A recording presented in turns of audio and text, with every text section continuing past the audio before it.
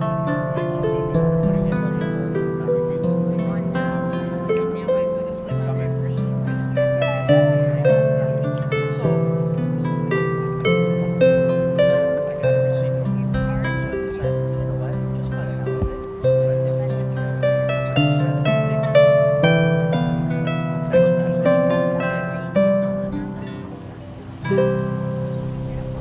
want to welcome all of you who are joining us today. We are incredibly thankful that we can meet in this beautiful, meaningful space.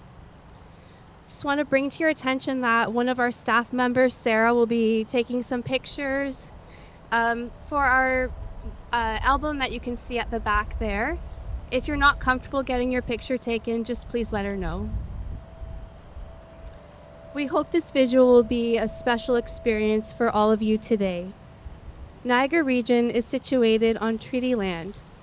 This land is steeped in the rich history of the First Nations, such as the Hattaway-Wendourong, the Haudenosaunee, and the Anishinaabe, including the Mississaugas of the Credit First Nation.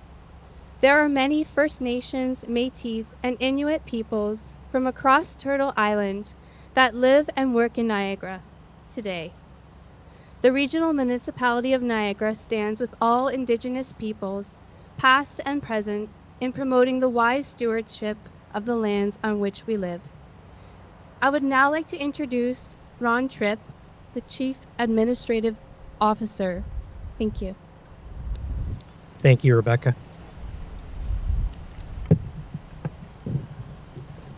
So Rebecca kindly introduced me, and I'm very, very honored to be here on behalf of the region, as well as Regional Council, as well as the late Jim Bradley, our Regional Chair. Thank you all for coming today. The region has been happy to host this vigil each year during Mental Illness Awareness Week in October. It is a time for our community to have a time and a space to remember those who have lost their lives to mental illness and to reflect on the positive impact those individuals had on so many people around them. As we know, sharing stories is an important way to help end the stigma around mental illness. The support and encouragement you provide in this space is imperative for everyone else in our community with similar experiences. Getting together here in the Memorial Forest is also important, as the space has been an important site in Niagara for anyone to come and spend time to reflect, remember, and enjoy nature. At a time when the stigma around mental illness is still prevalent and the greater understanding and compassion from the community as a whole is still needed, today is an important part in providing the needed time and space to remember those who have been lost to mental illness. I would also like to take a moment to recognize the effect that each and every one of us can have on those experiencing mental illness, whether it be as a mental health staff here at the region or any other community agency, or just family and friends and loved ones of those battling with mental illness. Your support and compassion can truly make all the difference. I hope everyone here has the chance to meaningfully reflect on these issues today. Please stay for the remainder of our activities and consider using the Wind phone newly installed last year if it helps bring comfort. So thank you again for coming. Today we are remembering those we have loved, not only those born into our families, but people that have, for one reason or another, crossed our life paths and become an important part of our lives. I now have the honor of introducing Deb Pierce. Deb has been singing at the Memorial Forest Vigil for many years now, and this event is very near and dear to her heart. Thank you so much for being a part of today's vigil, Deb. This is the 16th year that this has happened, and I want to take a moment to thank Larry Bowlby and Judy Adamson, who are here today, who started this. If we could just give them a quick round of applause. 16 years, and I keep getting asked back. Surprised every time. Thank you for having me.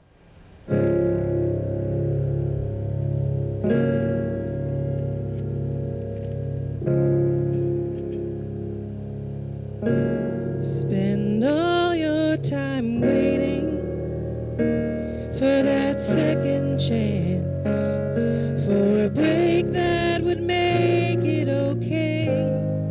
There's always some reason to feel not good enough.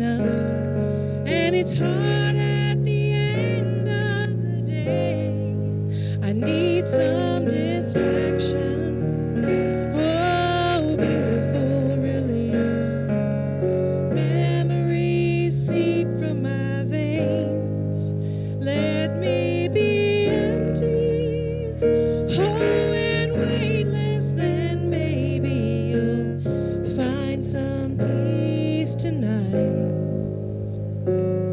In the arms of the angel, fly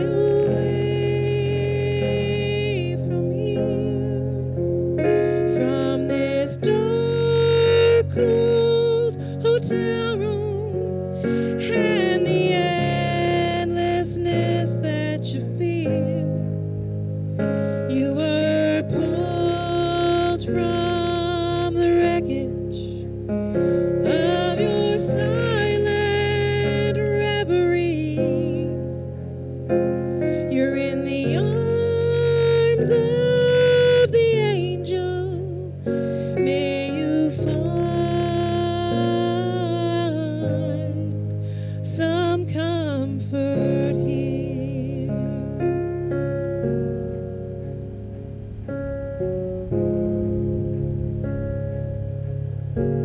So tired of the straight line, and everywhere you turn, there's vultures and thieves at your back. Storm keeps on twisting, you keep on building the lies that you make up for all that you lack. It don't make no difference escaping one last time. It's easier to believe in this sweet madness, all this glorious sadness that brings me to my knees. In the arms of the angel, fly away from here, from this dark, cold hotel room, and the endlessness that you fear. You were pulled from the wreckage of your silent reverie. You're in the arms of the angel. May you find some comfort here. You're in the arms of the angel. May you find some comfort here.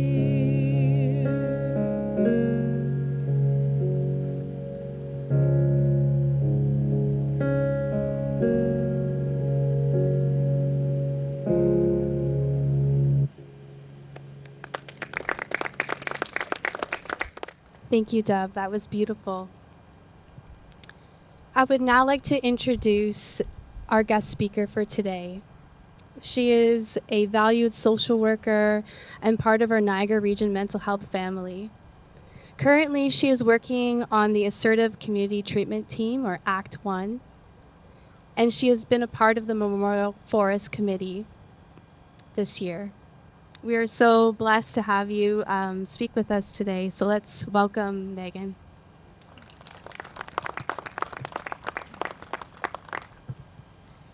Thank you everyone here today as I share my story. Few breaths. To give you a little background about me, I am a mom to a 2.5-year-old and a 3.5-year-old, Henrik and Everett. Yes, they are a year apart, a happy surprise when I was 3 months postpartum after being told I would never get pregnant again. Before having my children, I was a social worker in the schizophrenia outpatient clinic at St. Joe's in Hamilton for about 10 years. I've always been passionate about my work, supporting those living with psychosis. Never in my worst nightmares did I ever imagine that I would end up a psychiatric inpatient at my own hospital, not once, but 3 times. I wasn't new to mental health issues. I had a history of mild OCD, and after making a minor mistake, I had odd thoughts that the police were out to get me during both of my first trimesters. I was able to function with these intrusive thoughts, largely thanks to my husband, who had helped me challenge the logic behind my fears. My mother had severe OCD growing up and had such serious postpartum depression that she almost ended her life and accidentally mine. My paternal grandmother had such bad postpartum after her own Irish twins that she spent almost a year in hospital.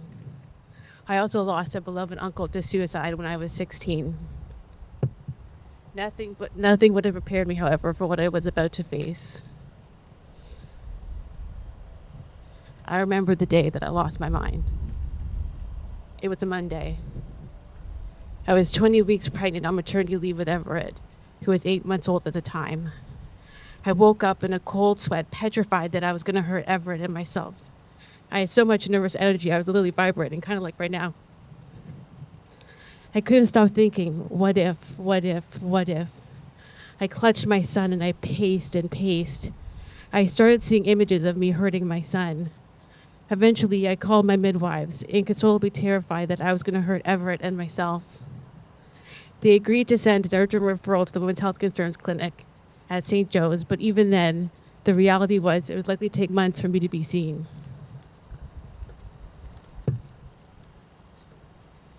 I called my husband, my mother-in-law, and my mother for support. My team stepped up for me in ways that I could never repay them for, but I was still sick. I was too terrified to sleep or eat. I began thinking of ending my life to protect Everett, thinking the baby I was carrying was doomed anyway. By Wednesday night, my husband brought me to the hospital. I was so ill that I was diagnosed as manic and psychotic and admitted to one of the psychiatric units at St. Joe's.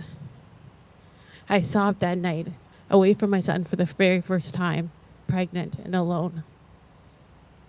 I woke up my first of many nights in hospital in total agony of being separated from my son. I was filled with so much shame and loss of identity. After all, before this, I was the one who cared for the sick, not the sick one myself.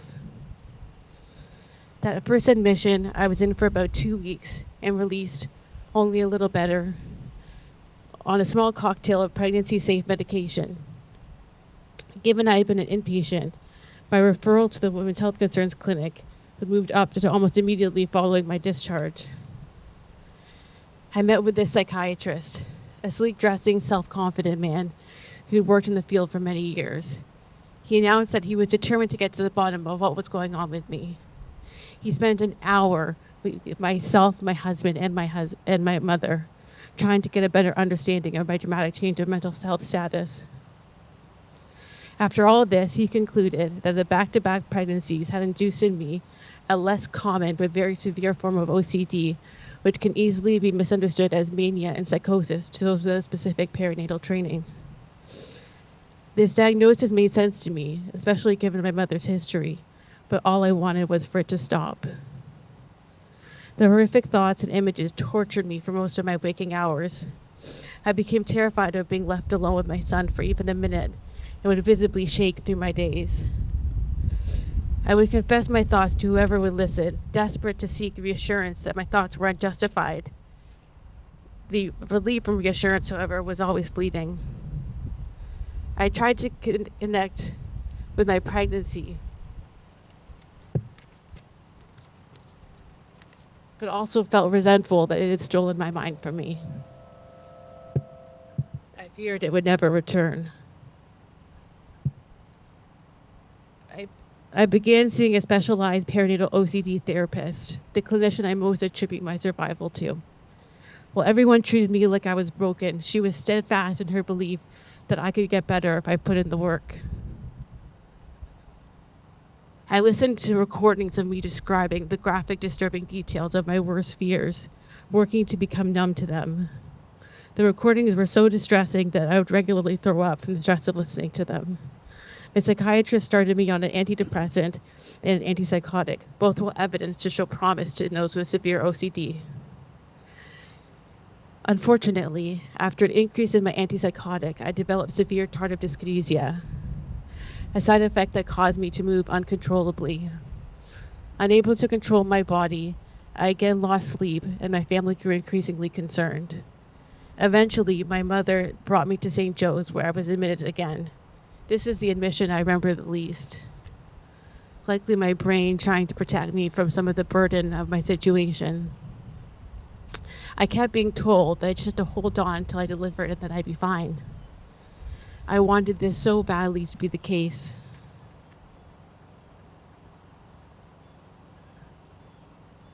This admission lasted about 3 weeks. My husband and mother would take turns bringing my eldest to see me in hospital. These visits were the best and hardest parts of my days. Not being home with my son destroyed me. I became determined to use my background in mental health to get me out of my tortured state. I read just about every research article on treatments for OCD. I'd walk around the unit with little headphones on, obsessively listening to my recordings. My inpatient psychiatrist, who I pestered incessantly, described me as having an obsessive approach to wellness. Again, supposedly pregnancy-safe medication changes were made to my medication regimen, and an induction was planned to help save me from my plight. Just have the baby and be back to normal just after delivery, they told me.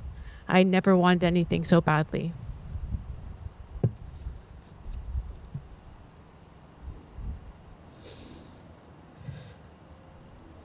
On a beautiful, snowy morning, my Henrik was born. He ever came out too fast and too sedated for a medication that he came out not breathing. The respiratory therapist began working on him immediately and got him breathing again within a few minutes. I looked at him and my whole world shifted. I'd been so caught up in my illness, I didn't expect him to be so perfect. I rode the new baby high and felt better for a few days. I had my baby. I made it. I was going to be okay now, just like they said. Except after about 3 days, the obsessive thoughts returned. No, I thought, this is impossible. I was supposed to be better now, but I wasn't. I was getting sicker by the day, by the hour. This time, I was not worried about hurting my children, but obsessively worried about hurting myself. These ego-dystonic thoughts, or thoughts that go against your value system, consumed me. I became severely depressed and feared I would never get better. I stopped eating, sleeping, bathing, and talking. I was suicidal, and this time I was serious, because I no longer had a pregnancy to worry about. I was taunted by images of my children wearing little black suits to my funeral. I went downhill so fast that when my new baby was a little over a week old, my outpatient psychiatrist deemed I could no longer take care of myself. But this time I fought going to hospital. I curled up in a ball, rocked back and forth, and screamed, "You can take my babies out of my cold, dead hands," practically frothing at the mouth. Given my unwillingness, my doctor placed me on a form so I could again be admitted to hospital. I literally crawled out of my house, riddled with so much grief that I could not stand. I had the same psychiatrist that I had in my previous admission, who was visibly saddened to see that I returned so soon. My freshly postpartum body ached for a baby I could not hold. All physical signs that I just had a baby were present, but here I was without my children again. I thought I was broken before this, but now I truly reached my rock bottom. I fell to the floor of the inpatient unit, demanding to be chemically restrained. I wanted out, some momentary relief. My nurse brought me into the psychiatric intensive care unit. I curled up in the glow of the fluorescent lights while they watched me on the cameras. I was given an Ativan and a chance to sleep. The night I realized I had a choice. I could give up or I could fight. Giving up would be easier, but more than anything, more than I was a social worker, a wife, a daughter, a friend, I was a mother, and my kids need me.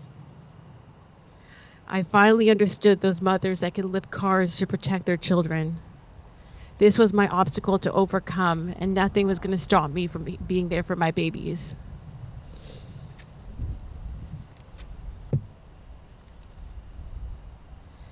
During my 2 previous admissions, I hid from the world. This admission, I called upon my army. Grandparents, parents, siblings, aunts, uncles, cousins, friends, they all showed up for me in force, helping my husband take care of the children and visiting me in the hospital. They reminded me of the person I was without the illness. I dove into my therapy, researched some more, and pestered my poor psychiatrist yet again. I was no longer pregnant, so they put me on every medication they could think of. I took them all willingly, worrying about the many side effects at a different time. I made friends with another inpatient who remains a dear friend to this day. I did the work and accepted any help offered to me for my babies. I reminded myself every minute of every day. That admission was about a month long.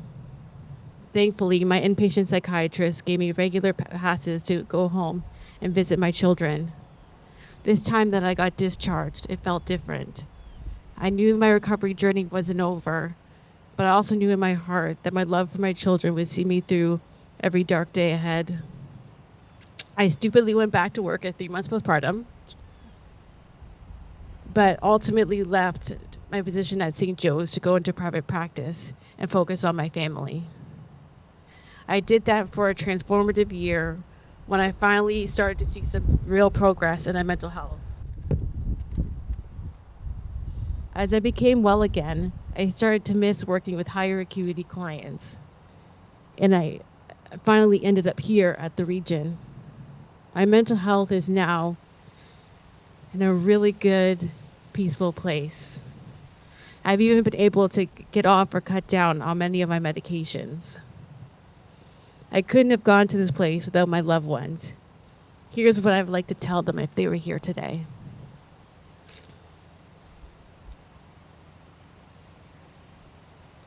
To my husband,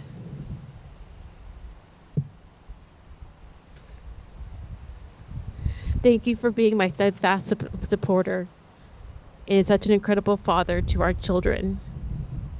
I know this was just as much your journey as it was mine. I'm grateful to you every single day.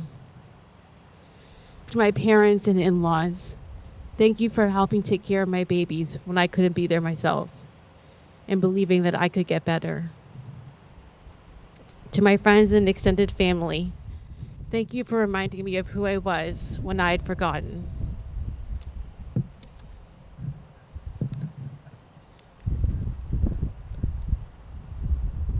And to my children, my babies, I hope as you grow and learn my story, you hear it as a tale of a woman who loved her children enough to move mountains. Thank you for all for listening to me today and sharing and hailing my story with kindness. Wow, thank you, Megan. That was a beautiful, beautiful time listening to your story and very courageous. And we thank you for sharing that with us today. It was beautiful. I'm now going to ask Carol to play as we take the lavender that's in the brochure program that you got today. We're going to take it over to the rock garden on my left, your right. And you can place that in the garden if you would like to. The garden and the sign were generously funded by the Niagara Suicide Prevention Coalition, and the garden was built by volunteers from our committee and Niagara College. I'm now going to introduce Lisa Panetta, who is our current Associate Director and a valued member of our Memorial Forest Planning Committee. And if you also want to take the candles that you were given and turn on the bottom, as we honor family and friends who have passed on after living with mental illness and have left footprints on our heart. Thank you, Lisa. Thank you. Just a word about this poem that I think in your program says it was written by AI. Um, so in looking for the best poem, it was hard to sort of find the right one. So someone said, well, why don't you try AI? And so, of course, I put in, like a poem about honoring loved ones that have left us, but also the sense of community, which is what we have here.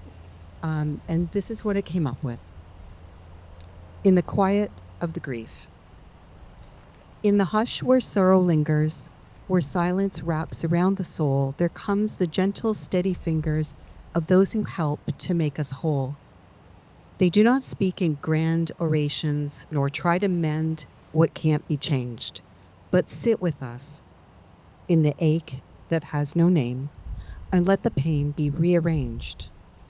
A hand to hold, a tear to share, a presence that does not demand, just someone simply being there to help us breathe, to help us stand. They bring the light in the smallest ways. A meal prepared, a note, a smile. They walk with us through shadowed days and stay with us through every mile. Loss carves its mark in quiet places where memories and longing meet. But love still lives in warm embraces, in every heart that does not retreat. So when the weight becomes too much and grief feels endless, raw and deep, we find our strength in human touch, in those who hold us while we weep. Together, we rebuild the song. Through notes, though notes maybe fade or bend, for even grief, however strong, can soften in the arms of friends. So I'd ask now that we all take a moment of silence to honor those that we are remembering today.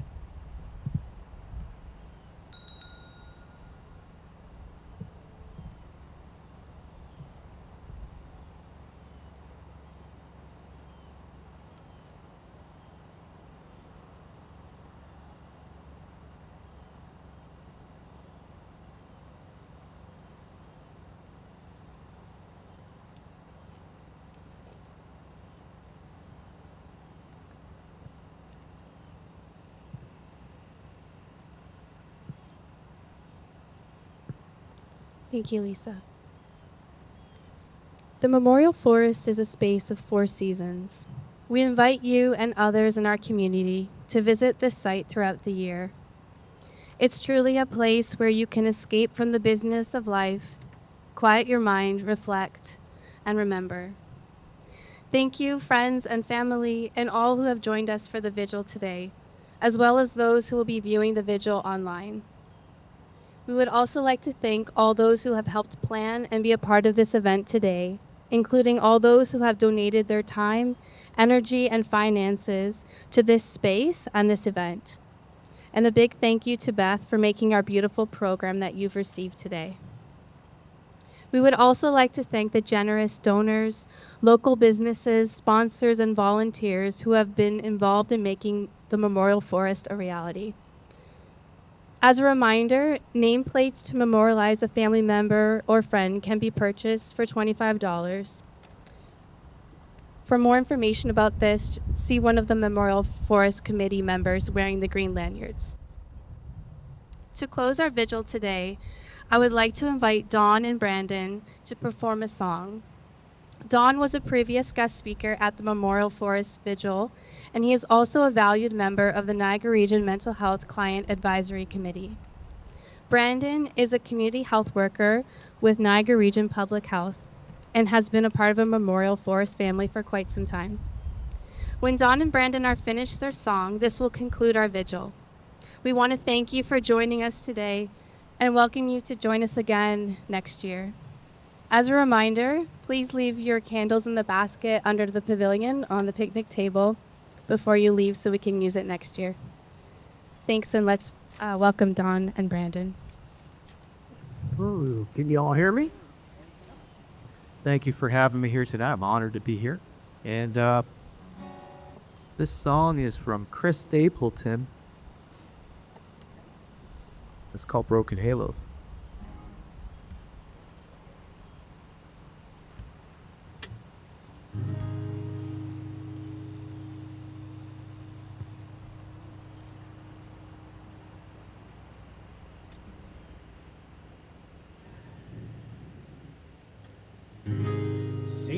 my share of broken halos, folded wings that used to fly.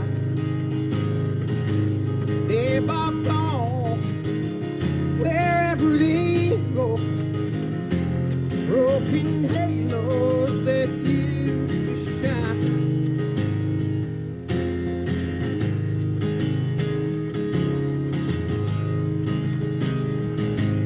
Angels come down from the heavens just to help us on our way.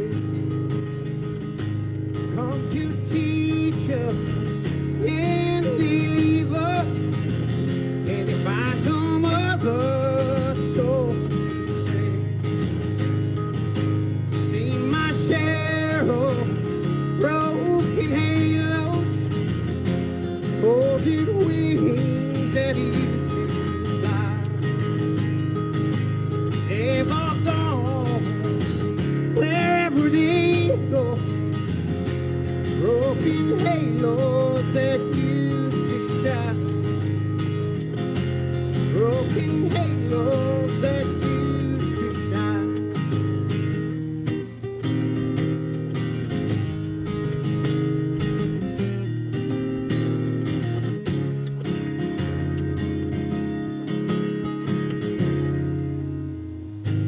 Don't go looking for the reasons. Don't go asking Jesus why. We're not meant to know the answers. They belong to the by and by. They belong to the by and by, yeah. Seen my share of broken halos, folded wings that used to fly. They've all gone wherever they go. Broken halos that used to shine. Broken halos that used to shine. Broken halos that used to shine. Broken halos that used